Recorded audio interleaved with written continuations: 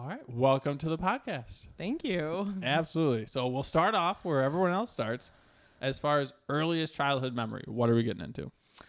So I would say I can't really remember like my very first memory, but we did live in a neighborhood that didn't have like any kids in it. Okay. And I went to like school down the street and everything, but I just didn't have any neighborhood kids. Every house was on like an acre of land. Oh, so nice.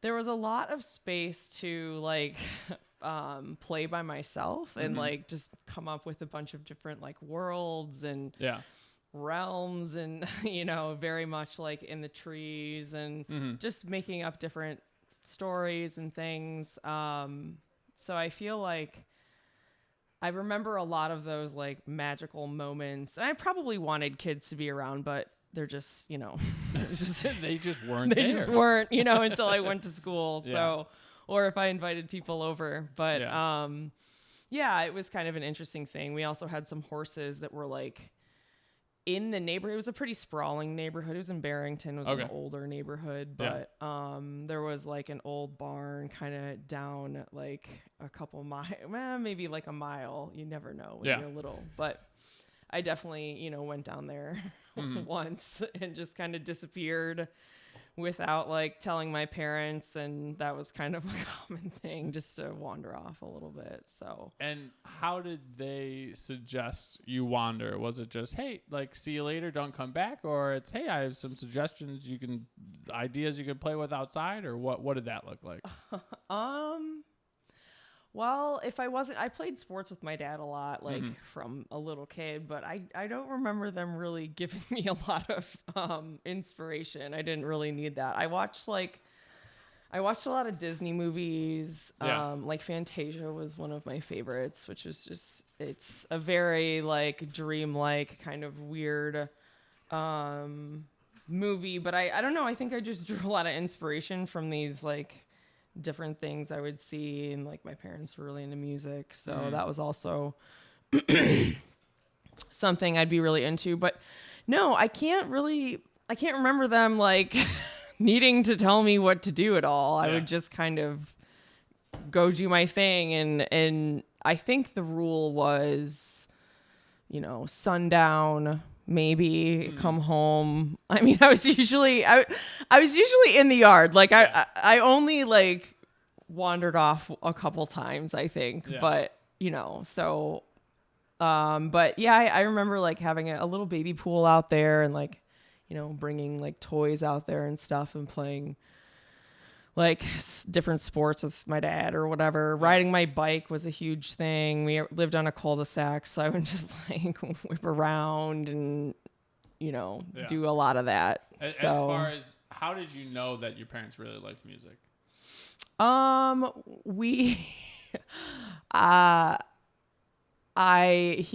dad played it for us since, before we were born. He was in a band and, played guitar and stuff, so he was always like, he's a very big fan of the Beatles. That was a specific band, but we grew up on like old rock and roll and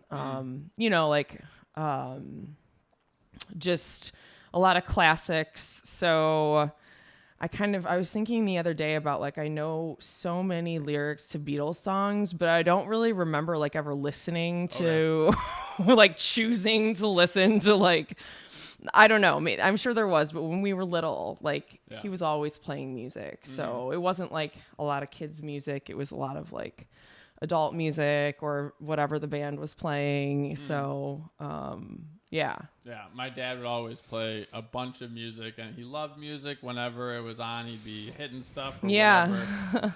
And I could not for the life of me like remember lyrics. Like I would always remember rhythms, but like I couldn't, like, I can't prove that. I can't be like, hey, like, I play that song, Dad. Yeah. And, like, an artist, no chance. I think I remember, like, Radar Gun from, is that Red Jumpsuit Apparatus? Or is that even, I don't even remember if that's the band. Yeah, I'm actually not super familiar with Radar Gun. Yeah. Well, so that would be, like, one of, like, that's one of them that I remember. Yeah, and then, like, Stacy's mom. Then, like, finally I was like, okay, like, I can remember this song.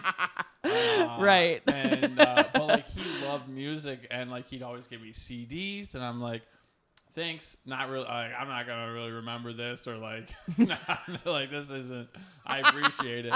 But it's so funny now because I'm like such a huge fan of music because I see just like Adeline like wiggling to it, and a lot of it's like EDM, so you just get a little bump to it. But I just feel like my dad can be like, "What's wrong with this kid? Like he doesn't like music. Like he's not like he seems like he likes, but he doesn't say any of the words." And like my friend's like, "You must love country because it's all really easy." I'm like, "I ain't got nothing." Like there's. Like I'll go to Country Thunder and everyone's just like swaying. Like I barely know which way to sway, and like no chance of getting the words correctly. But the reason why I asked because I know you love music, so I didn't know if like that rubbed off on you or if that was later on, or you was always like. It was always like that, and they played a lot of like oldies, the oldies channel in the car.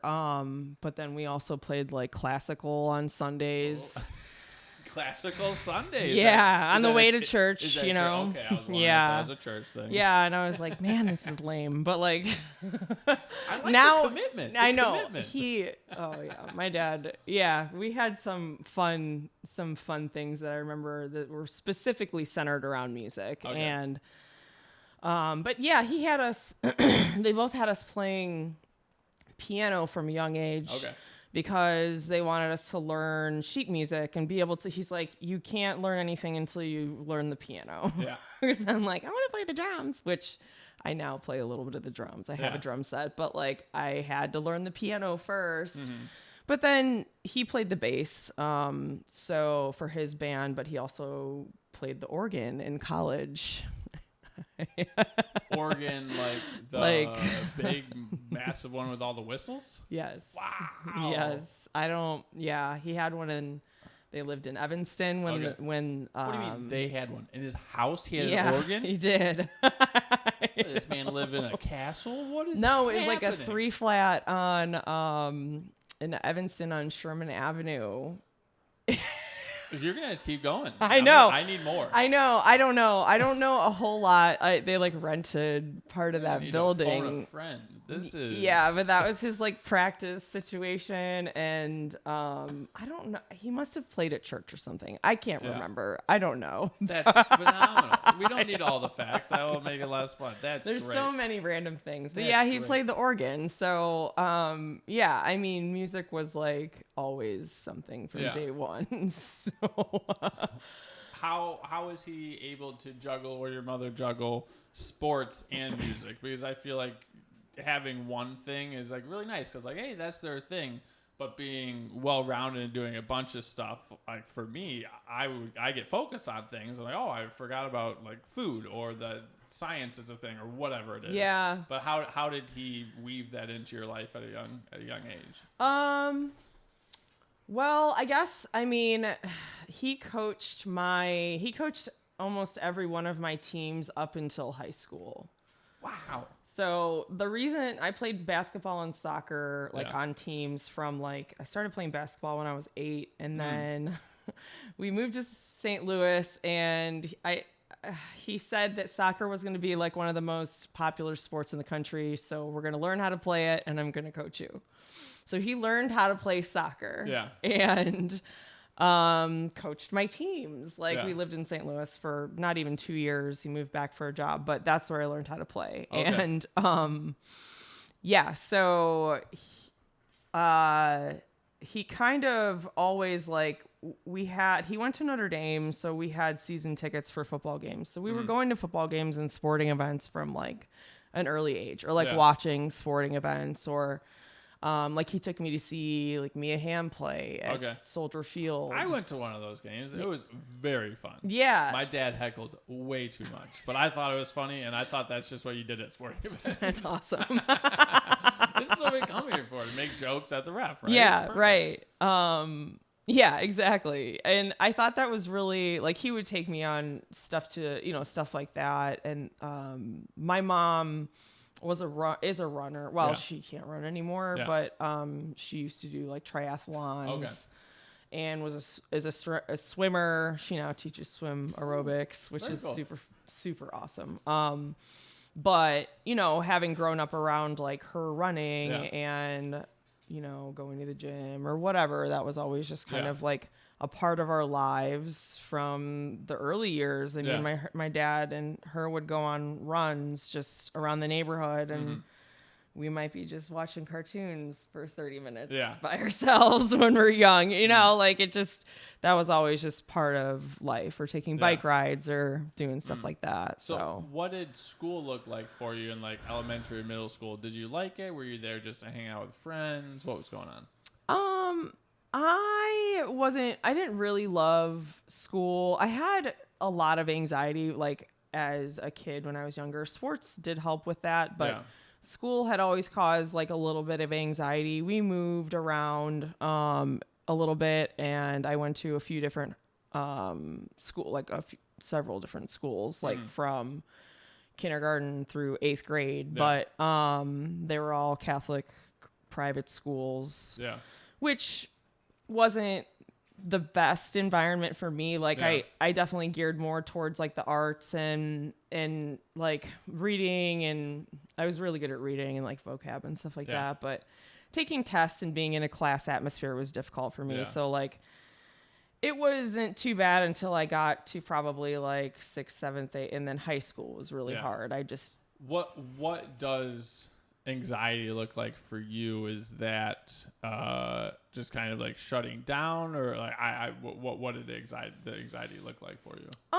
When I was young, I associated it a lot with like feeling sick. Okay. I guess like nauseous kind of thing. That was like the best way I could associate it with. But I think just kind of like being in sort of a fight or flight, like on a higher, like just like a slightly higher level all the time. And I didn't start really truly understanding like what it was like as a kid until, I don't know, maybe like 15 years ago. But I had started going to therapy when I was like 10. So I was not like shy about ever doing that as I went through stages. But it definitely was a challenge for me, just with like some of the family transitions that we did. And but it socially it was hard. Like I'm actually kind of a shy person, but it was worse when I didn't understand, when I was younger and didn't really like understand myself as much, or like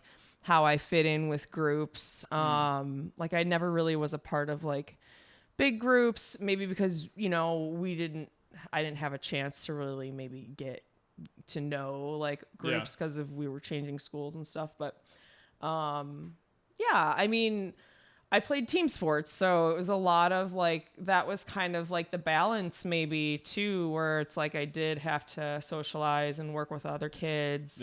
And, kind of figure it out a little bit. I mean, having your dad be your coach, it's a little bit of toughen up type thing. So it can be useful in some anxiety situations to apply that, as long as you're also like applying like the grace for yourself if you are having like a really hard time with the physical symptoms too, because that was a really difficult thing for me when I was younger, was like physically not feeling good because of my anxiety. So learning how to kind of, as I got older, how to apply more pressure to myself, even if I was feeling anxious, and then also differentiating nerves and anxiety. So that's hard. And like, you run into that a lot as an athlete. And, I ran into that a lot when I started Olympic weightlifting too, because that's individual. So I had to wrestle with like nerves versus anxiety with that. But it's always been a part of it's always been like a huge struggle. If you don't mind, what made your parents decide to bring you to therapy when you were at 10, or when you were 10? Just, like from changing locations, I was just having a really hard time with, like getting on the bus for school, or like struggling with trying like new things kind of, or, even going to practice or something. Like they had a lot of difficulties getting me to do stuff sometimes because I was like shaking or anxious or whatever. So, I mean, that was like a very real thing. So I think the conversations around anxiety are a lot more, you can identify symptoms a lot more specifically. And I don't remember a lot of the language now being used in my therapy sessions, but there were just a lot of things that like I struggled with when we like moved from St. Louis to back to the Chicagoland area. When my parents got divorced, they thought it'd be good to put me and my sister in therapy. I think it was 6th or 7th grade. Yeah. And I feel like it was tough just to be like honest with a therapist. Yeah. At such a young age, and I don't know what the position would have needed to be if it maybe was like a school setting, so I knew that like more people were kind of going through things like that. And right. I think like the therapy is really nice if you trust your therapist. Yes. Yes. And it took me lots of them going through. And that is, I think, the hardest thing too, because like a lot of people don't get the right one the first time. That can be super like frustrating because you're telling this new person, you're trying to figure out if that's like a good fit. Yeah. Meanwhile, trying to open up everything. And so I've fortunately had like some really good therapists throughout my life. That's great. Yeah, I had, but then I've also had some where it's like, oh, I see that might have not been like the best methodology or whatever, you know, for me, and then learning people's different personalities and stuff. But it that can be the hardest thing. And I could see why things like BetterHelp, you know, like using text messaging would be like attractive to some people because it's so hard to even like call and make an appointment, you know, even as somebody who's like done it so many times, it's like, no. I had a chiropractic appointment that I was supposed to make like the whole last week. Hopefully they don't watch this, but like they called twice. Yeah. And like I kind of saw it. I was like, oh, like I'll go back and listen and get to it. They're like, oh, we want to set up 12 adjustments. I'm like, I kind of want to go here for this one thing. I don't want to be like, let's not do that. And it's just like a whole thing made up in my head. Yeah. They're going to be fine with whatever I say. Right. But then I just like put it off. And then it's like the third voicemail comes. Oh, I'm so sorry. I missed your call. See, that's where when I start putting off too many things, I'm like, toughen up. You gotta do this. Well, I got rolling with getting a couple things done. I'm like, okay, I'm just gonna add this in. This is fine. We can do this. It's only been a couple weeks. Awesome. I'm gonna see him tomorrow. It'll be great. Right. I'll get it cracked, and then my life will be better. Good. So with the anxiety, how do you feel like that joyous occasions happen for you when you're in like middle school or high school? You still felt like you're able to like enjoy things when you got into a rhythm, or what did like the happy moments look like?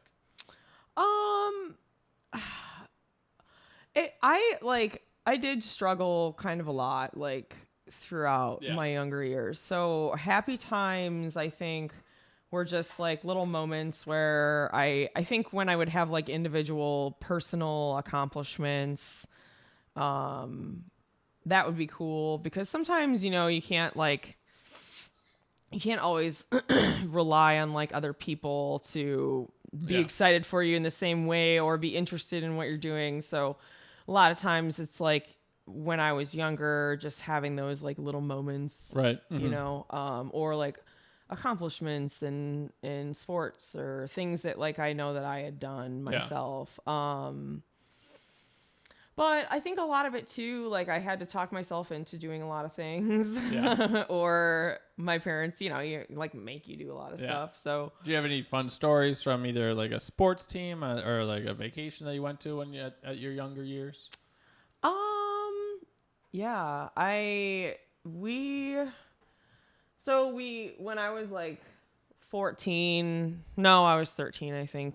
Our team made it. I won't fact check you. I know. I'm like, I have no idea. We'll get the producer out. Yeah, right, exactly. My soccer team made it to like a national fun.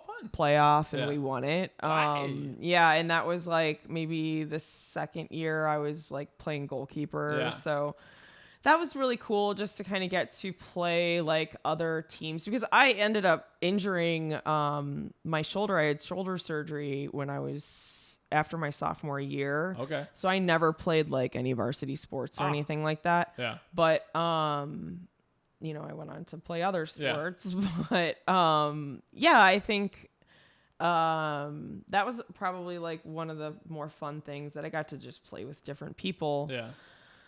And then my parents actually, they took us on a lot like of trips, road trips, not, you know, like super fancy places, but we did a lot of road tripping together. And we did one summer, we road trip to Jackson Hole, Wyoming, and That's out there. That was far. It was far, and it was an adventure. Yeah. I mean, I can't even remember. It took us, I don't know. We might have taken like 3 days maybe to get out there, because we stopped in like the Black Hills, and we stopped in, you know, just like a few different places on the way out there. But it was a lot of time together, you know, like I can't remember how long we were on the road for, but we took like my parents' van, and it did end up breaking down once in the mountains somewhere. I don't know, but it had to, you know, that was like a memory of just like, oh no. But we did a lot of like, I mean, even now my mom's side of the family goes to Oregon State every 4 years. There's like a couple hundred people. That's a lot of people that go. Yeah. I mean, it's a huge other side of the family, but you know, we'll fly out there, rent a car, and then we'll do like all kinds of adventurous stuff. So we'll spend all this time together, and like, you know, it's a lot, but it's an intense group of people who like to go on adventurous vacations. So, stuff like that was more our speed, I guess. So I do remember going a lot of places with my family. Do you feel like there was one place that you enjoyed more because of a certain story, or you guys just would talk, or like what made them so special? I feel like we had some really funny fights, actually. Just, you know, clashes on things that are just kind of hilarious. And we laugh about them now. I don't know if I'll send them the link to this podcast, but I'm going to tell them about New York. Oh, let's go. Let's hear it. Let's hear it. No, I just we like to see a lot of stuff, or, you know, plan a lot of things, which can be a lot for the agenda. So there's just this one day where we were in New York City, and they wanted to see all kinds of stuff. We all got to pick different things to go see, and the day was just long. You know, it was a long day, and we did too many things in that day. And it was just, I just remember being at this restaurant, like at the end of the day, and all 4 of us, and we're kind of fighting. Like, it's just not great. And it always feels like the trip is going to end, but then we get it together and kind of keep going. We actually ended up getting up very early later on in that trip to go see Ellis Island, which was my favorite part of New York by far. I didn't see like a ton of it, but I remember that was like something that, because I like history a lot, and my family does too, but my dad does also, like, specifically. And we have family names on the stones out there. We had people that came through there, so we just wanted to go see like everything they had. So that was really cool.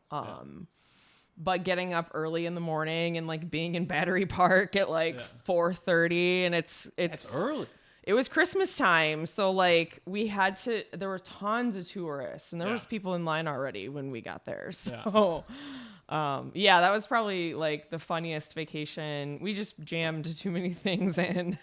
I feel like I always remember fights a lot different than not necessarily a lot different, but they were fun and lighthearted fights back then, and now it's just like, oh, I'm not talking to you for a couple months on the clock. I feel like give me a timeout or something. It's fine. Yeah, exactly. Yeah, we definitely recover very well as a family. That's nice. Yeah, I mean, I don't really fight with them now, Yeah. but in these situations when Right. we're all, and it's just that we all have like pretty like passionate personalities, Yeah. I would say. So it can be overbearing Yeah. for people, but I'm really glad that they took us and made us uncomfortable Yeah. in some of these situations, because that is very valuable lessons, and learning how to travel with other people too. Yeah. Like I love traveling with people now because I've done we it. do that a little bit. Every Yeah, here and there.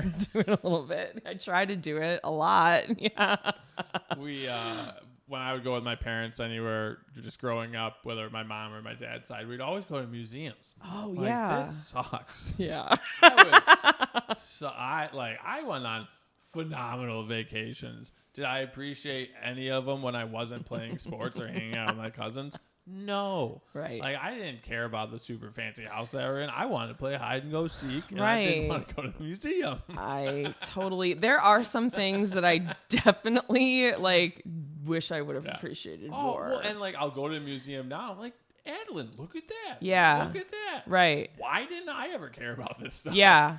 But taking her to those places, Yeah. and you did it like as a kid too. And now I like to do it as Yeah. an adult, but I do remember going, and having to go, and it's like, ugh. But you getting the exposure is a good thing. Yeah, So, no, absolutely. Like I used to not even like walks, and they're like, "All right, we're going for a walk." I'm like, hold my hand, I'm gonna close my eyes, and like I'd open them again, and I'm like, I'm only a third of the way down the river walk. Like, how are we not back yet? This is terrible. So I'm not gonna lie, Yeah. I totally used to be the same way. I used to kind of hate nature a lot, but Give yeah. me fucking trees, thanks, Mom. Yeah, but I was really allergic to everything. I had like all the allergies, and now I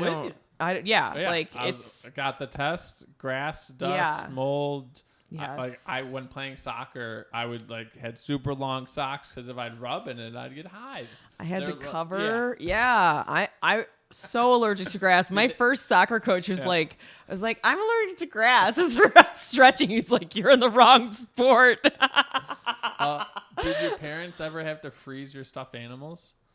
Oh yeah. I think they did do that a couple times. Yeah, like just trying to why are you get. putting my teddy bear in there to kill the Yeah.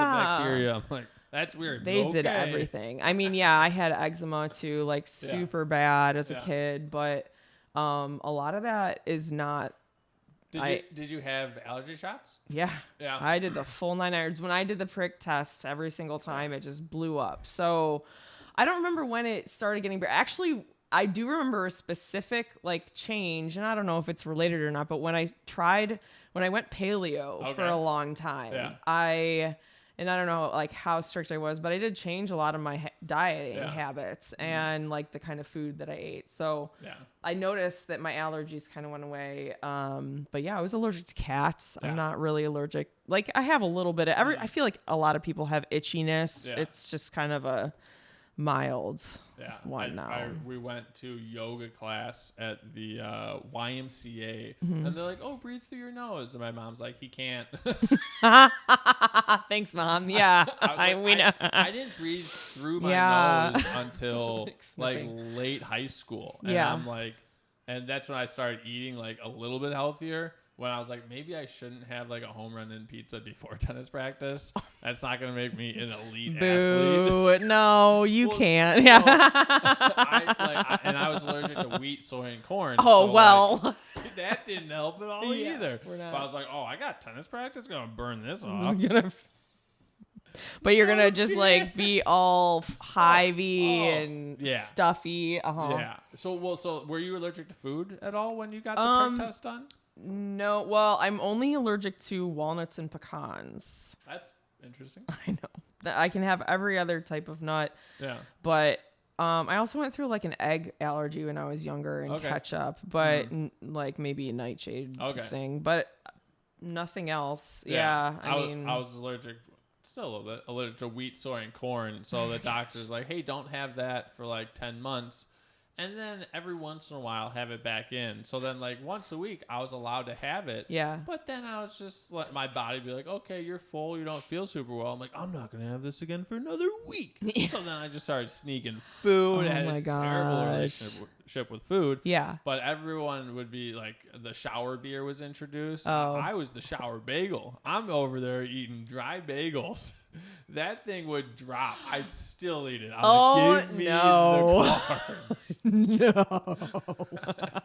So I didn't know if you had any of those things that carried over, but I would say when I eat better, like everything just, and like if I'm snoring, Jessica's like, what'd you eat yesterday? Oh my gosh. I'm like, yeah. What? Yeah. I'm fine. Yeah. I just didn't have my nose strip on. Yeah. That's what it was. Must have been a cat. There's probably Do you a do cat the- around. do you The do mouth the- strip too? Yeah. But like if I didn't eat well, I'm just Oh yeah, for sure. and that thing's gone. It's Oh, gonna be like on yeah. my finger Yeah. or my cheek or something like that in the morning. You have to, it Yeah. has to come off because Yeah. wow, that's interesting that it's like so nasal. Yeah. You know. Yeah. Well, I read the James Nestor book on nasal breathing. Yeah. And he said like a bunch of different stuff. I Yeah. was like, okay. Like, Yeah. I hear it's good. Yeah. I used to do jujitsu with my cousin with like water in my mouth because I got really good at nose breathing, and it's like I was very efficient. My cardio was great. That's a cool idea. Yeah, it was very well. So in the book, it was he knew his athlete was ready to go faster if they could finish like the 400 with water in their mouth, just to prove that they were at a place that they could be comfortable with. Yeah. And I was like, yeah, that's me. Let's go. So going into high school, did you start liking any academics specifically? How did you figure out what your path was going to be while finishing up high school? Well, I knew that I wanted to do art of some kind, but photography was something that I just was always interested in. Yeah. My dad I have like probably 12 photo albums, like of photos. That's a lot. Yeah. I thought you were going to say 12 photos. I was like, oh, okay. No, like full, like 3-ring binders, Yeah. like of photos. Like he just documented so much of our life. And I definitely value that like in the same way, but I don't know. I just knew that's what I was going to do. Yeah. And they That's cool. honestly, they actually honestly didn't 100% love it in the beginning. Yeah. And I like registered for a different major. I went to Western for a year. And I was in like graphic design in the beginning, which I mean, I go back and forth on whether I should have like followed through with it, but I'm really proud of my photography degree. I do feel like what I have done, it's kind of like a trade maybe almost, or like it is a trade, but it's what you do with it after you get the paper. It's like, okay, cool. Like you have a paper, like you can show up to class and you can finish like, you know, a project and you can take photos of elements and all these different things. But for me, I really wanted to kind of continue working with it. Okay. And I have just like, I didn't know what I wanted to do with it, but I figured out like a lot of different aspects, and I started, and I've done a lot of different like varieties and styles with it and jobs and stuff. So it kind of turned into like a hybrid thing. I probably wouldn't recommend anybody get their bachelor's degree in fine arts and photography, but I do feel like it was a cool experience, and I would not have gone to school had I not gone to art school. I was ready to drop out and go to cosmetology school so many times. Yeah. Cause I loved hair and makeup and all that stuff. Not because it was like equal or whatever, or lesser or whatever. It was just like, I'm not going to sit here and do school because I hate it. Like and so art school ended up being a really good thing for me. Yeah. But so you went to a year at Western, and then where'd you go from there? Northern. Okay. Yeah. What is the non-school? What was the fun stuff there? I was really into like the music scene there and the art scene at NIU. So we did a lot of art shows. We went to a lot of art shows.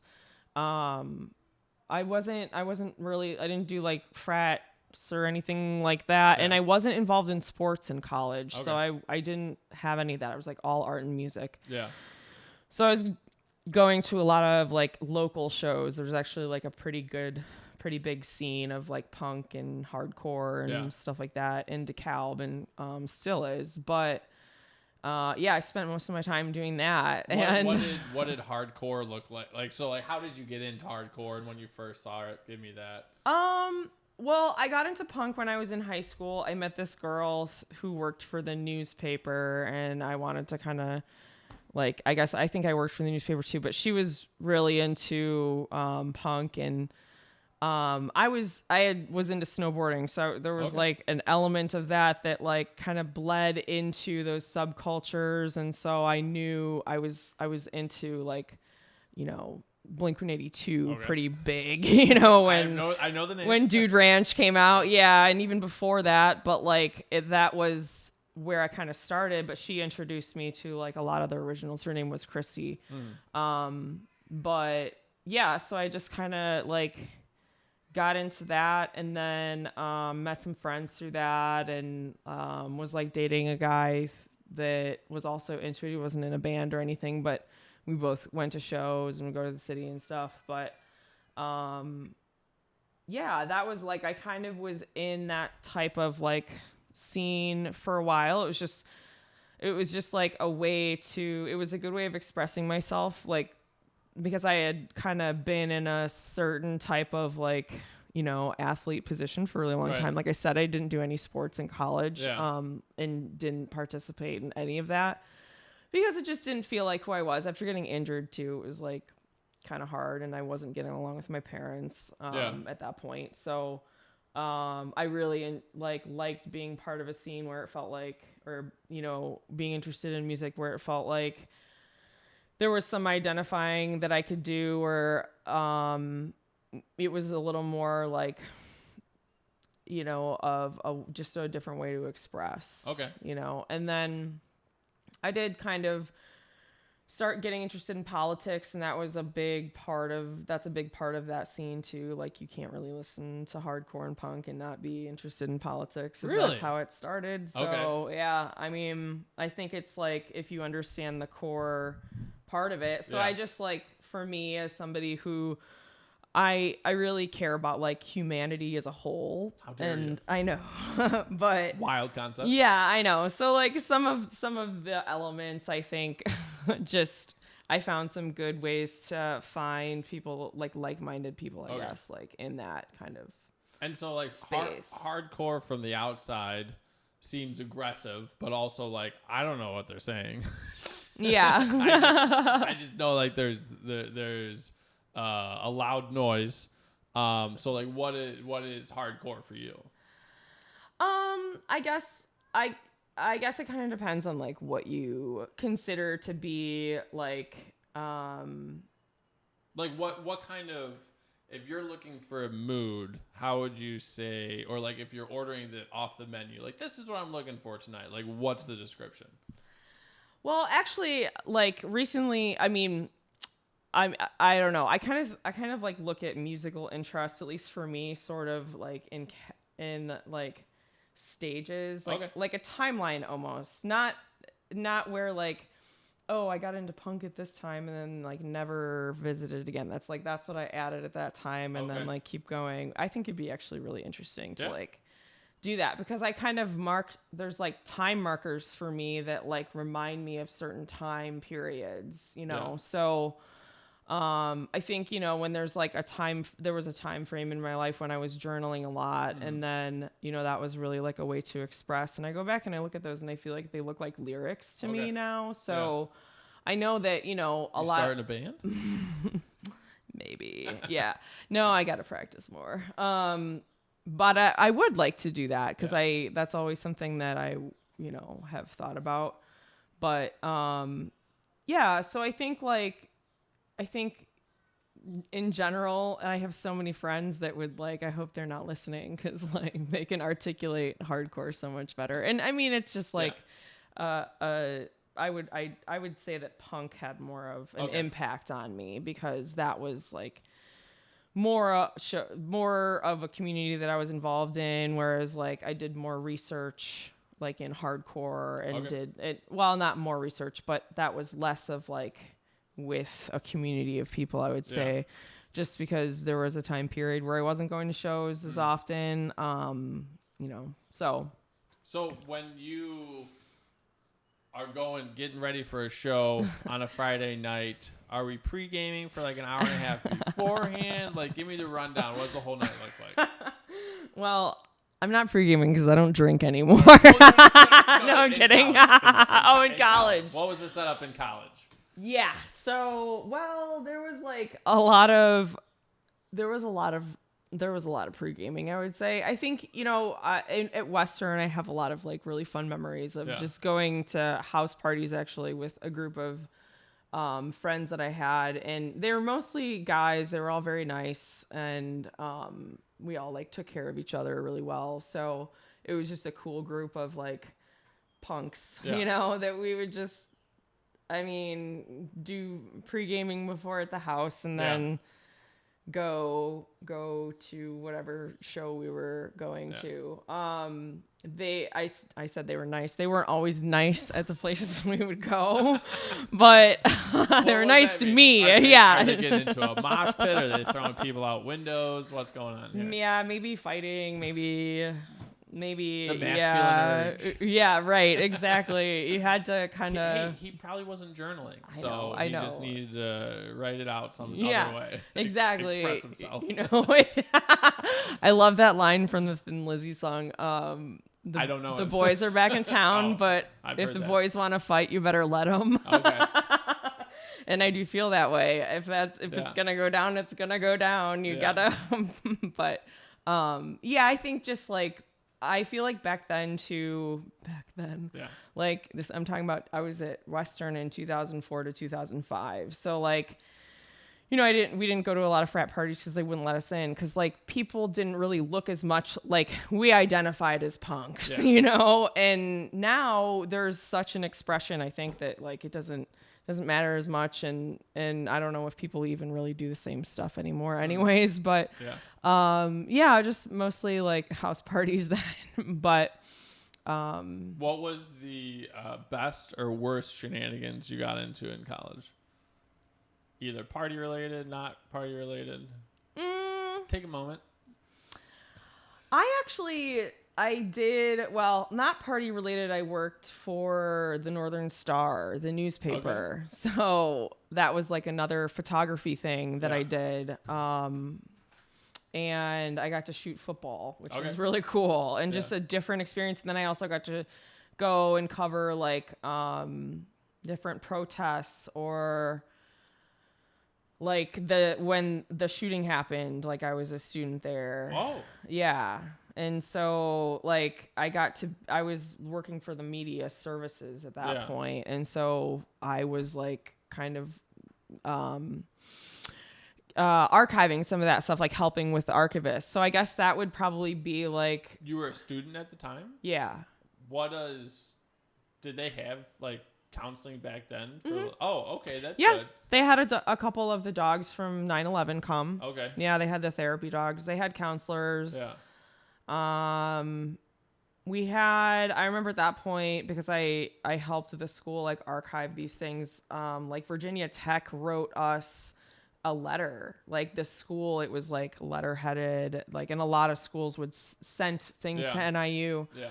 But I just remember like archiving those things, and like, I didn't photograph for them as much because I was assisting with the photographers for media services for NIU. Okay. And they were in charge of everything that was left at Cole Hall for like after the shooting happened. Yeah. We had to archive every single piece of that. So it's like in a room, or I don't know where it is now, but they stored it kind of in the Founders Library. So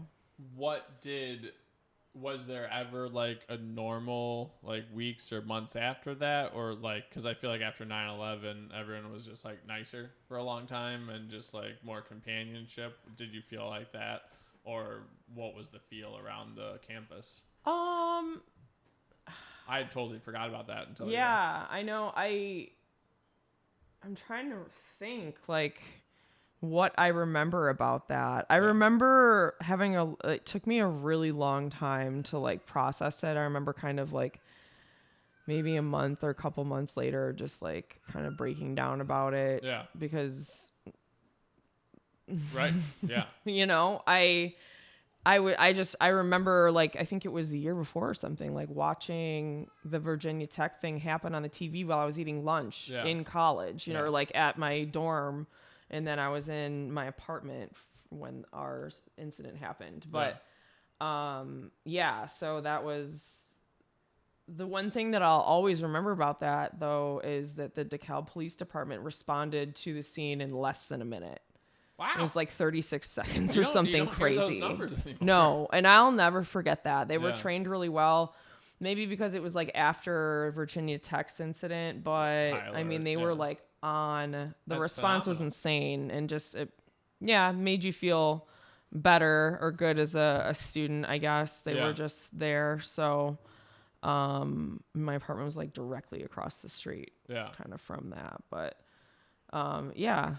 so that, I guess that was kind of an interesting story that I didn't even really think about until now. Yeah. But that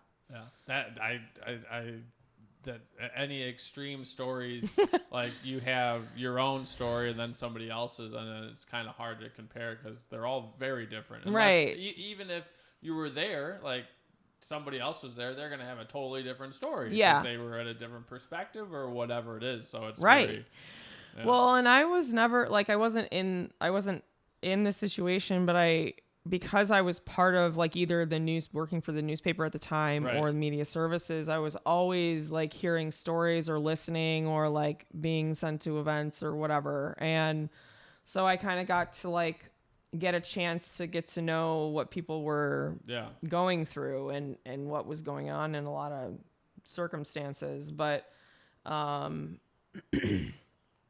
think 2024, I started using the word vibe as just like that was the word I was going with that year, and it has forever expanded and has engulfed my vocabulary when it comes to things. But just like the vibe in general in those scenarios, like that's tough being around that much just death and just despair and unknowing. I feel like that's it was Valentine's Day or the day before. I think it was actually Valentine's Day. Okay. And my roommate and I were, I think, so my boyfriend had broke up with me like this short term where I dated him for a year. He broke up with me like a week before Valentine's Day. Well, and so whatever. It was over. Yeah, right. I'm good. Yeah, we're good. Yeah, that's fine. So we had plans to go out that night and we still went out. We got like super dressed up. We got like, we'll show him. Yeah. Well, I mean, but after that whole incident, like it was, we needed to do something. So we went out to our favorite dive bar, like all dressed up. And like most students had gone home because like they said that they were going to take like a week or whatever. But so that's how we mourned that situation in the beginning or the day it happened. And you just do what you can, you know? Yeah. So. Well, and that's like with grief counseling, you talk about having the right therapist. Like you really hope you have the right grief counselor for like, here's these steps and things of that nature. And we're planning on homeschooling Adeline. And the more I talk to people, it's like, I would have liked to have either like therapy in school or like a conversation on mental health, that just because like I have an emotion doesn't mean that I need to act on that or just to be able to, it's just a very interesting. I fully believe that if we taught kids emotional regulation, and it's going to look different for every kid, but if we taught that in the beginning, there wouldn't be a lot of need for therapy. There wouldn't be a lot of trauma, or there would be less trauma. Yeah.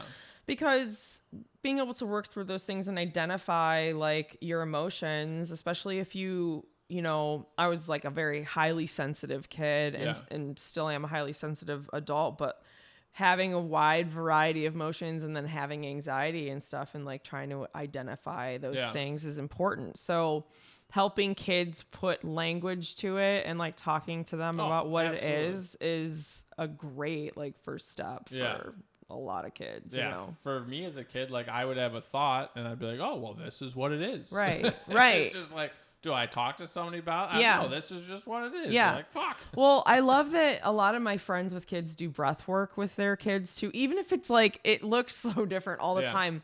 But it, like when I started doing breath work, it looked like shit too, you know? Sorry, I don't know if I can swear. Absolutely. Yeah. But yeah, I think that's a great thing. Even if they don't really even get it, like they will get it. Like they will understand how to use it. Like their body's learning how to calm itself, essentially. Even if it's not working right away, there's still those tools are being memorized by their body. Well, so and like the kids books now and like Inside Out, it's like, hey, yes, like, thanks guys. I know. It's like, I wonder, this would have been really cool. Helpful. Yeah. Well, and I feel like our parents' generation for sure, and then like a little bit, and then their generation, it was like, we're going through war here. Like life just sucks. The silent, and like we deal with it. Right. Yeah. And I mean, that was one thing I think my parents, they, you know, our parents do their best. Absolutely. Usually. But my parents, the fact that they got me into therapy at a young age, like, it was whatever was always an option, you know, but they were using the tools that they had or knew of. And my parents never went to therapy. Like that wasn't a thing. And they all both came from like big families and strict families, and talking about emotions wasn't really like that popular. So I think it was cool that they showed me that resource, and it was just like, you can, you know, this is okay to do. You should do this. And so with the anxiety but finding punk and kind of your scene, getting out of college, like how did the anxiety carry you into the next step, or how did you handle that? Not well. Break it down. Let's go. Not super well. I drank kind of a lot. It was kind of on and off, like throughout, you know, I started drinking when I was 19, kind of late, but, I feel like you're on the prime path to open up a CrossFit gym, because a lot of drinking, throw in some cocaine. Right. Oh yeah. No. You should have caught me in 2016. Lightbulb. Come on. I mean, you're on the trajectory. I know, right? Yeah, I should do it. No, I know. No, I know. I've seen that. I don't need that. I don't need that. Yeah, it was hard because I was, I think, trying to supplement things with like drinking, and then I did get back into fitness a little bit. Actually, like in 2000, it's kind of funny. Music definitely connects me to a lot of different things. But when I was at a house party once, one of my friends, Todd Neef, I don't know if you know him. He was a CrossFit owner, but he was like into music, metal and stuff too. And he was like, you should check out this thing called CrossFit. Remember, this is like 2010. Let's go. He's like, it's helping my knee out. It's like, I'm like, okay, I'll look at it, I guess. And I looked at it and I was like, this is what did you crazy. Did you Google it? Yeah, I went to CrossFit.com. Was your first video of Rich frowning working out? No, it was like an old school, like, you know, like picture from like 2008 and the workout of the day, whatever that was. And it was a bunch of numbers. And I was like, what does this mean? And so I don't remember, like, I don't know. I was like, cool, Todd. And then Todd ended up coaching me years later. As when I was like, more interested in competing in CrossFit. He was helped me with individual programming. So a lot of the things that I ended up learning were from him anyways. But so then I just like kind of went on CrossFit.com and I did start doing some of the workouts eventually. Okay. I don't remember. I was like doing stuff on YouTube. Okay. You know, I found the warm-ups. I started doing the warm-ups at a YMCA, and like another CrossFit person was like, yeah, I see you. He was a pilot. And were you out here then? Yeah, I was in Aurora. Yeah. So, so you're doing CrossFit either via YouTube or whatever the main site said. How did you end up wandering into Olaf? So I was at a bar in downtown Batavia. Yeah. What was it called? It was over by. There's not many. I know. It was over by the depot. I can't remember, but it's been a few things since then. But we saw like a flyer for it, and Kyle did marketing. Yeah, he did a flyer, and at that point, I had been doing it in like the YMCA, and I was really interested. Can you scoot a hair over that way, just for the mic? Oh yeah. Scoot. Well, like scoot. You scoot. Me. Physically. Oh, okay. Oh, okay. Cool. Perfect. Okay. Awesome. Okay. Yeah. So I saw the flyer for CrossFit Olaf, and it was like a free workout day or something like that. So I was like, I need to try this. I need to do this. Yeah. And so we went. My husband at the time, Dan, and I went, and it was an interesting thing because obviously you've been there. It's like a garage. Oh, so first location you went to is the Batavia one. Oh yeah. So that was the first location. Yeah. You were like all the way back. Well, I worked out in the Elburn one, and he was there for maybe like a couple of months. He's like, sorry guys, we're moving. I'm like, damn it. And he's like, some street on Prairie in Batavia. I'm like, hello, that's 3 blocks from my house. I do not have to travel super far anymore. Right. Exactly. Yeah. And I was like, okay, cool. And we lived in Batavia at the time, just down the street. Yeah. And so we went to the free workout, and it was like their opening day or opening workout or whatever. Yeah. Nice. So after that, I was like, I need to do this. Yeah. Like, I have to do this thing. This sucks. I need to do this. Let's do it more. Yeah, because I was really trying to find something that fit. I was playing a little indoor soccer, and that was too hard on my body. Like, I'm an extreme player, and I just can't be playing soccer and like in that capacity. Hockey's different because they have pads and it's different, but like it's just such a high compact or high impact. Yeah. Where was I going with that? Oh, so you needed it. I needed to do it, and I was like, I can always help people with photography and marketing because that's something that everyone needs. Well, anybody that opens up a CrossFit gym, especially then, just loved CrossFit. Yeah. It's like, this is what I'm going to be good at. This is what I want to show other people, this drug that I have bottled and put inside of a box. All you have to do is show up in the box. Yeah. You're going to die and you're going to love it. We're going to do it together. Right. Exactly. And that's like, I didn't see Dwayne a lot other than like at rugby and some of the other classes, but like Dwayne as a coach, just like, he was it. Yeah. Like this is the drug that I want. Yeah, this is the drug. Right. I liked, their coaching style. I did like. But I mean, so I went to working with Dale. I went to a ridiculous amount of CrossFit gyms. Okay. So I would see a bunch of different styles. Yeah. I would see people doing pull-ups that if you took your L1, these people shouldn't be doing pull-ups, push-ups, a bunch of different things. Yeah. And Kyle and Dwayne held that fucking standard. They did. And that was to the very end. No, they really did. And I'm so glad that that's where I learned how to do CrossFit. 100%. Yeah. And I really valued form. I mean, I would have just destroyed myself had I not had good kind of like coaches. I'm doing now. Yeah, exactly. Well, I'm my own coach at the moment. Yeah. Great. Take 2 weeks off. All right, we're going 30. Why don't you love yourself? We're going to do 30 butterfly pull-ups for max, and then max push. Oh, okay. Yeah. Maybe we should warm up a little bit. Maybe a little bit.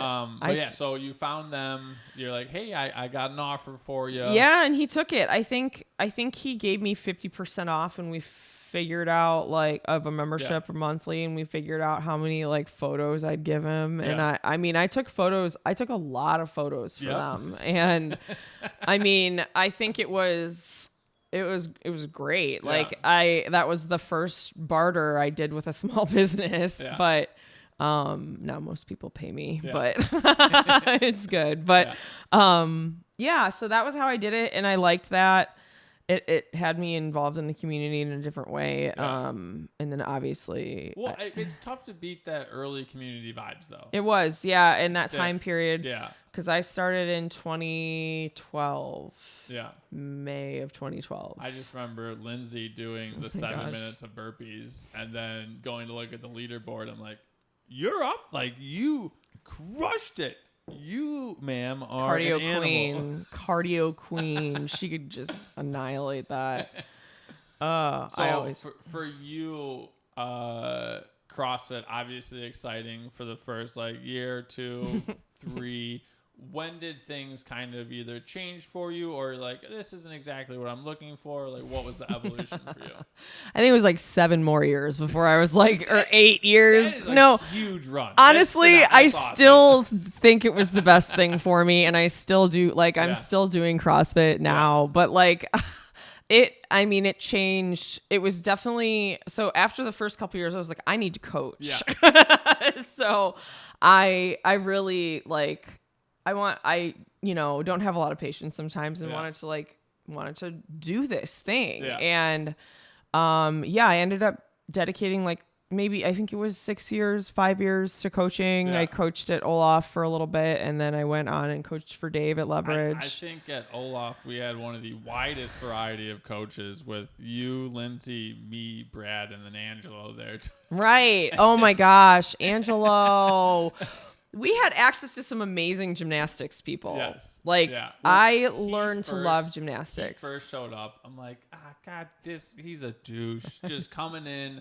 He does his first warm up with his phone as he's doing a handstand. Yeah. He's just like moving things around. I know. Yeah. And I'm just like, oh, I'm watching him do a thruster. It's like, oh, he's like doing 135 on his first day. And then like I talk to him like, fuck, you're nice too. God damn it. I'm like, Angela. It's like it would be really easy to not like the guy, but it's just too nice. Yeah. And it's just like, and like it wasn't because he was like soft or anything like that. He was like very, I wouldn't even say aggressive, but it was just like he was him. Like, he's just like, this is where we're at. Yeah, this is where we're at. This is what you get. I really liked that about him as a coach. He was a good coach, and I just wanted him to show me every gymnastics thing he could show me. And then he's, climbing up the rope like, I don't even know. Gravity doesn't exist. Yeah, going upstairs. Whatever, man. So when you were coaching, what were, because you had like a different style that people loved. Like, I mean, I would say I was pretty quiet, and like if someone did something like a really good job, I'd be like, great job. Yeah. No, I get. And then I think people, they were like, is Britt gonna yell at me? And they're like, I'm looking for it. Like, let's go. Was it encouraging yelling though? Okay, or it was like, hey, stop doing stupid shit. Yeah. I have no problem with that. It's like you're let them know. You're making choices, and I'm letting you know that you are making these choices right now. And so like I left when I was told I was could make a bunch of money doing construction. Right. So I told Kyle, and we had some issues earlier. Obviously. Sure. Yeah. And then it's the good old days. It's the good. Maybe not. So then I felt like I was out of the community pretty quick. Like he's like, hey, give me your key. I'm like I can't come work out like at all anymore. And like for me, like I would go and work out at like 11 o'clock at night. It's like I needed to work out, and I was like, this is a great place. So like that for me was like a kind of a bummer, right? And like that's like my first CrossFit gym. I was like, do I go somewhere else? Yeah, like, how does this work?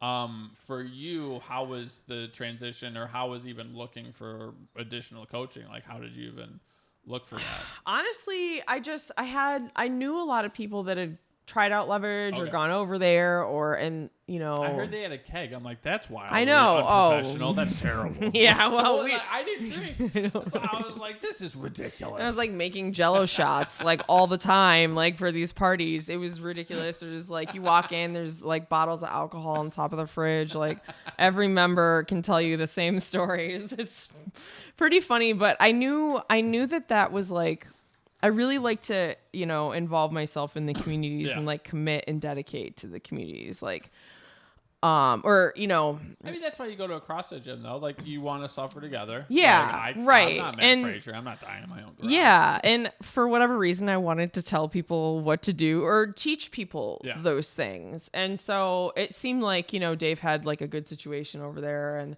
I had a really good time coaching for, I don't know, maybe 4 years or something like that. But, and did like competitive training over there too. I wasn't as much as like, I didn't do as many classes. I didn't do a lot of classes. I did a lot of competitive training by myself, which what turned that I started a sentence and I didn't want to delete. Yeah. How did I make that switch? Yeah. How did I make that switch? I don't know. I just wanted like more. I wanted to compete. I wanted to be really good at it. I wanted to be successful, like whatever that means. The thing about CrossFit though is like you're never good enough. Yeah. Honestly, because there's always like everything that you do, there's always going to be more, or somebody's going to be able to do it better. Or so like when I was thinking about competing, it was like that was a really, I wouldn't say it was a bad decision because I learned a lot of good stuff, but I did take myself out of the community in a way. So I was still coaching, but I wasn't taking classes with people. I wasn't doing the workout with people.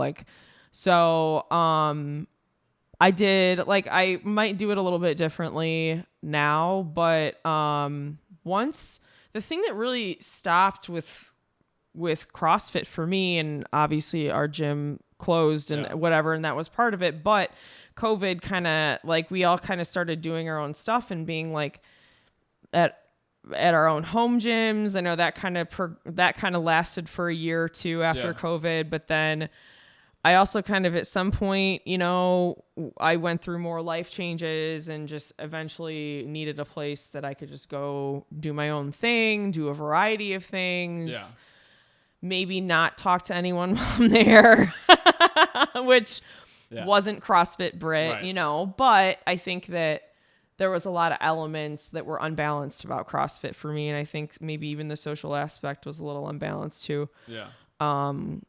And I was still drinking when I was doing CrossFit. Like, I wonder what I would have been able to do had I, but like, you fight your demons in different ways. As far as like drinking went, was it always to excess? Like what? Like, I would say mostly binge drinking. But then like when COVID was coming around, I owned my own business. Like I had opened like a freelance social media.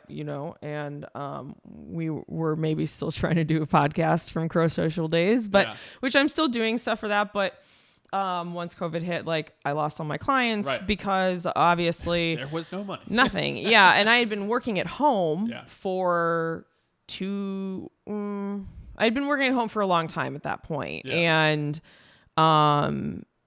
so that had already been getting old. And so then my drinking kind of just increased. There was like day drinking and stuff. And so there was more like consistent drinking. Yeah. I never did like a detox or anything like that, but I would say just like drinking it not the best times and then drinking to excess too. And then, like just mixing drinks with like anxiety medication, which like you shouldn't be doing. Yeah. So rumors has it they're not supposed to do that. Exactly. You just got to be real though. It's like some of those like drinking can kind of have you doing some things that you wouldn't be doing like otherwise. But so what's the conversation that you have in your head that like when you are drinking or when you're sober, like how do you continue to drink or like what goes on there? So like when I was drinking, it was never just like, I don't know. I feel like I kind of planned a lot of stuff around, like I would always be the one bringing like the batch cocktail or having like margarita parties or like, you know, just doing a lot of like socializing with drinking. So, or like going out to eat and like we're all drinking, whatever. So that was kind of like, what was I saying? That was, I lost my train of thought. You got time. Yeah, so that was kind of like, it was always part of my life, I guess. And I always like made room for it in some way or another. So like I'd always been surrounded by drinking, you know, just my family drank. And I mean, there wasn't, it was just something that I saw. So I wasn't, you know, a stranger to it. And I think that like I wasn't able to really draw the boundaries enough. And I actually didn't stop drinking until like I did a few days like an inpatient. My mental health was really bad at one point, and I think it was 2022, maybe 2021. Can't really remember. Yeah. But obviously didn't drink then. And then like after I got out, I was like trying to figure out like a good medication routine and just a good routine, you know, like for myself, because how was I going to do this? And I just realized that if I wanted to commit to the mental health journey, then I couldn't also be drinking at the same time. Gotcha. Because I was taking medication, and it just like, it's counterproductive. Mm-hmm. So that was how I stopped drinking, basically. Yeah. I like reasoned with myself, you know, or I guess like, and I had met a couple people that were kind of pivotal in just being on that journey at that time. And I had just kind of been talking to some people about it. And I was like, one drink just wasn't really doable for me, you know, like So you had like the appetizer and you weren't full. No. Yeah. Like I'd always have like 2 or 3 or more or whatever. Okay. So, I was like, you have to choose because you can't do both, because it's not a substance that like you're making decisions that you'd make. Gotcha. You know, it's like I really wanted to be the most honest about my life. Okay. That was important to me. Yeah. While you were drinking. Well, no, yeah, like I think like in making that decision, it's like I had put so much work into my mental health, into like, you know, fixing or improving some things. And so it's like, you know, I really needed to continue on that journey and opening those layers. And I don't know how other people, like, I don't know what everyone else's experience is with that. Like, I don't care about what other people do. Like, people get nervous sometimes when they're with me, or like, can I have a drink or whatever? And I think that's like such a great, I'm really glad people are so aware of that for me. But for me personally, it doesn't bother me. Well, so I think you are very good at delivering information around tough topics.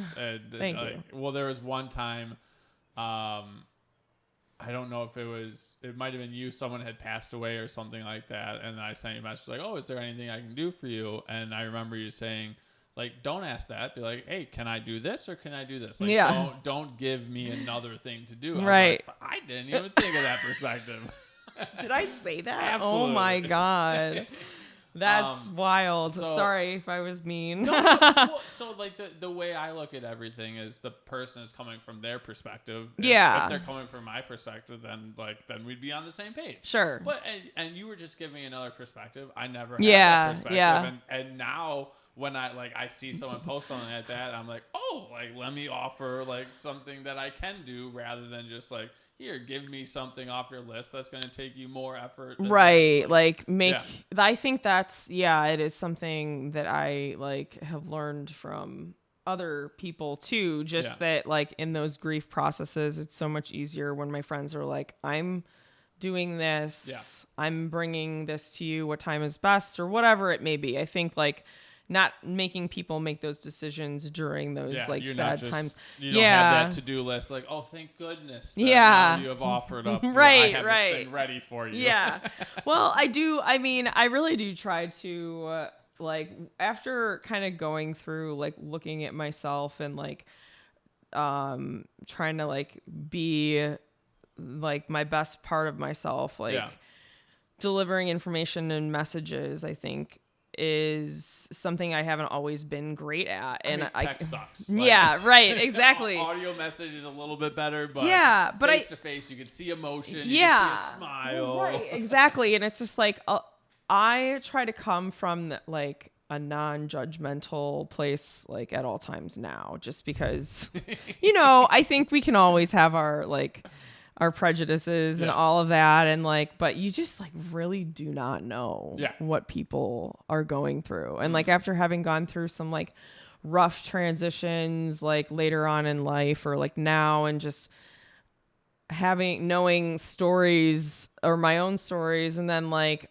looking at another person and be like, man, they definitely like, I definitely don't know anything like about what they're going through, and trying to like deliver information without sounding like you're judgmental is something that's really important to me, because I never want people to feel like my experiences are like comparative or they are comparing themselves to me, because like you just can't. Yeah. I do a pretty good job with that, except when it's family. I'm like, I know. Yeah. And I like, or my wife. Exactly. I'm sorry. Or I know. Yeah. That's and I mean, definitely trying to be, and you get used to communicating with certain people too. So it's like, you and Jessica are like, you could work on your communication, do all these things and have like a really good relationship, and that's awesome. But like, if you were to have to do that with another person, it's like, there's a totally different, or even a friend or whatever. It's like that cadence or that, those the habits aren't the same. But so when you got out of inpatient, then they're like, hey, here's some medication, and they're like, I feel like I'm doing really well on this, and then they say you can't drink. You're like, all right, good to go. Well, they didn't really tell me like that. I mean, nobody really said anything about like, I don't know. I don't know that I really like talked. I did a lot of that work on my own, I think. That's when I went to, I've been a parlay a little bit. When I was younger, I went to outpatient. Yeah. And I snuck in to the kids group. They're like, we feel like you're a little bit of the younger one. And when I went back, we were next to like the adults and stuff. Kids group was having a lot more fun. I'll be honest. We got to go to the gym. We got to do this. We got I feel like whatever we were on, they were more so uppers. Yes. But that was the only thing I got. But I didn't know as far as like leaving. Did they have a path for you? Yeah. So you have to create like a safety plan. Okay. Yeah. So at least at my place, which I went to CDH, which was awesome. Right there with you. Yeah. On the side, kind of not the main. Yeah, exactly. Yeah. I high five. Yeah. Same. Grippy Sock Club. Yeah. I did that. You do the outpatient after. So I kind of like, my situation was a little different because I wasn't like in super crisis. Yeah. I was in crisis, but I wasn't in. Were you allowed to drive yourself? Yes. Oh, nice. Wait, no. Oh, okay. No. I had to get picked up, but yeah. Yeah. They were like, oh, do you think about killing yourself in front of a train? Like when you're driving? I was like, yeah. I'm like, hold on. Clarifying. You can't thought about it. Yeah. Right. But that doesn't mean I'm going to do it. I'll drive fine. Couldn't drive for like 6 months. Damn it. No. Yep. See, you gotta. So I was honest with you, and then I don't get to drive. Yes. You gotta. Well, and being honest about the situation.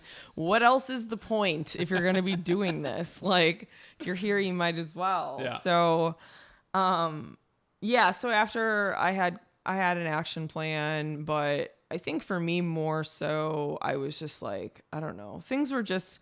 I was feeling pretty lost, like at that point, and a lot of things were, like my business. I didn't know what I was going to be doing, like for work, and what what the rest of my life looked like. And, you know, I had a plan, like with my ex to move to Washington. And that was like something I saw the land. Yeah. I thought that was in Texas. There's Texas. There's land in Texas. Okay. Yeah. Which is not livable. You can't live on it. Well, I always saw pictures and I was like, what? Like, are you just going like... It's just, I mean, you need 5 acres of land anywhere. You should have land. So yeah, it's just a weird, cool story. Yeah. And yeah, I mean, we had done a lot of traveling, so Dan and I had kind of a lot of cool experiences, and I really wanted to like, and still do want to live, you know, somewhere else. Like the Washington state was kind of what I was really hoping for. And it eventually, I think, you know, things didn't happen at that time. And I think when you kind of force things or try to make things happen that like maybe aren't supposed to, it's obviously difficult and challenges come up. And it's always like an uphill battle or whatever it may be. So while I still have like that interest, I'm, you know, I think I'm hoping my career will take me somewhere. Yeah. And like, it would be awesome to work in like professional women's sports for like a hockey team. Yeah. So, you know, it just like, that's always been a dream of mine. And when we were kind of planning that was like after I'd gotten out of the hospital. Yeah. And so, you know, there were just a lot of things that I was like figuring out still. And I think there's a reason why things don't happen. Yeah. But, I mean, we're not ending it now, but we're an hour and 22 minutes. And, oh my God. And we've only talked about hockey twice. I know. I know. I have so much to say about hockey. That's like, that's 10 years. I played hockey longer than I played any sport. Yeah. And yeah, what did you want to ask me? Well, no, I was just going to say, we'll do that for part 2, but let's continue more or less where we are now. Oh, okay. How long do we go for? Probably another 5-10 minutes. Oh, okay, cool. Yeah, yeah. All right. So as far as I feel like you're getting the mental health stuff under control, you're working on that and whatnot. How do you incorporate that into just like your life and your day? Well, I did eventually end up finding a good medication regimen, which I personally take Lexapro. That's like I told you, I had anxiety. Yeah. Like the physical symptoms of anxiety can just be debilitating. So that medication has helped me, like my nervous system kind of like calm without like, you know, I've tried so many things to have like daily baseline, you know, and just figuring out a drug. There should be a test. I know. And it's so hard. And my system like is sensitive. They're just asking a person going through it. Right. How do you feel now? Exactly. Yeah. You're the professional. I know. Right. Don't ask me. No. I am just a dog. You be the veterinarian and then do your thing. Yeah. I have many things to say about psychiatrists. That's a whole nother part. We do a part 3. Yeah. We'll put that on the OnlyFans. Yeah, exactly. Yeah. Someone will have to pay for that. Okay, well, I better get a cut of that. 100%. It's all yours. All yours. Yeah, so that was a really important thing for me to start tackling other things in my life. Like having to deal with like morning anxiety and different things like that. And like, I made some changes too. Like, now, like, you know, I think letting myself have rest days that look like maybe, you know, you're like rotting in bed for the full day. Like for me, I need to have that. And that wasn't something that, you know, like being, active and proactive and productive has always been a thing that's like, so I try to give myself a lot of grace because I know I can work hard. Yeah. You know, there's no question. I got that dog, you know? I know. So the interesting thing on that is you won't see a lot of fitness influencers say that, but if you go look at most high level athletes, they play their sport, then they put their sandals on and they're playing video games.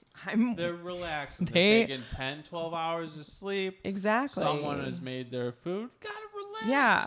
My goal is to keep going more consistently, not do this. Yeah. You know, so like if I'm going super hard and I'm like, yeah, we're whatever, super strong, that I'm going to need to like stop or build back up. Like I kind of want to go like that, you know, I want to keep going up.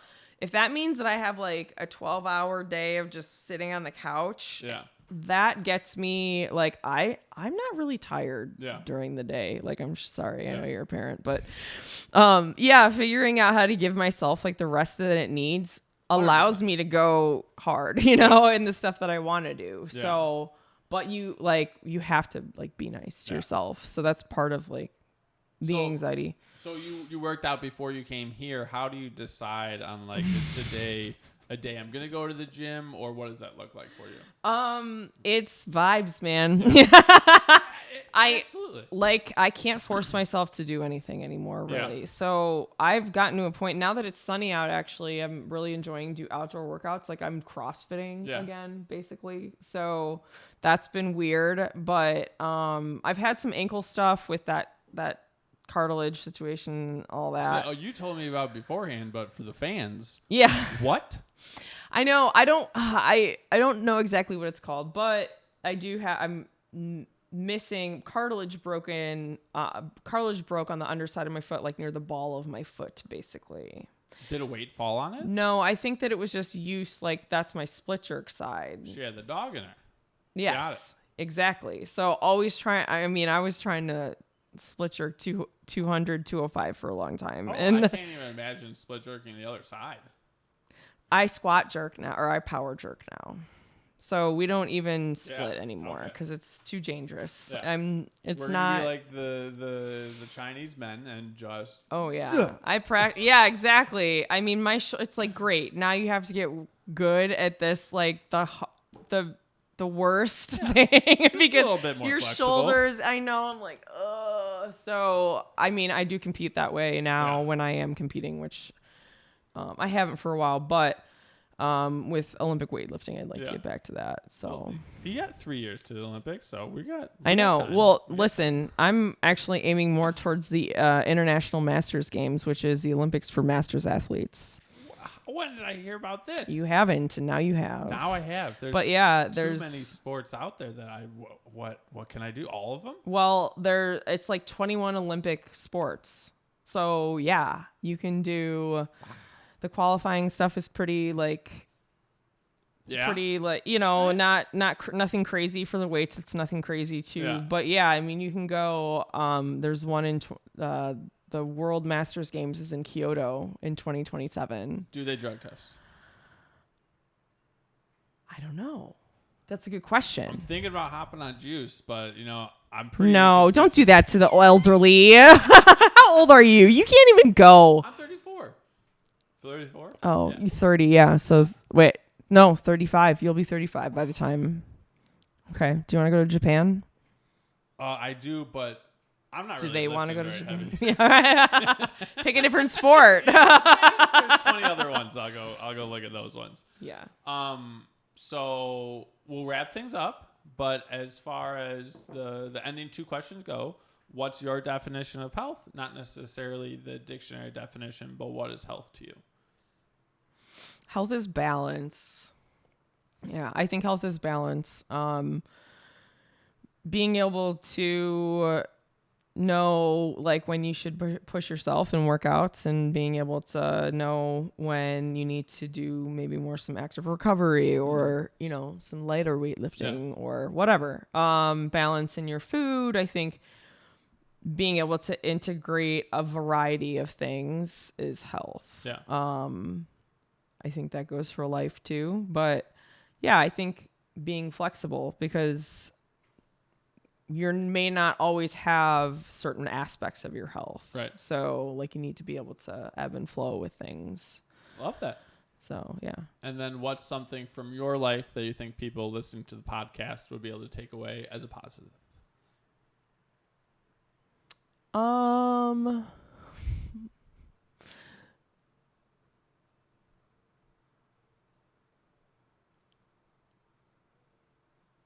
don't know. You're going to have to edit this. No rush. The play out music will be going on soon. Okay. So you'll be good. Okay. You're good. Pauses are good. Keeps the people waiting. Yeah. I think I don't know, just being open to possibilities. Like if things might not work out the way that you thought they would, you may not like meet every goal or accomplish everything you set out like to finish even, but being open to whatever journey you go on instead of like looking at things as failures or successes. It's more like, this is the journey that I took. This is how it went. And then it ends or it veers a different way. Yeah. So, I think just being open-minded, but also being flexible too. There we go. Thanks so much for coming on the podcast. Thank you for having me.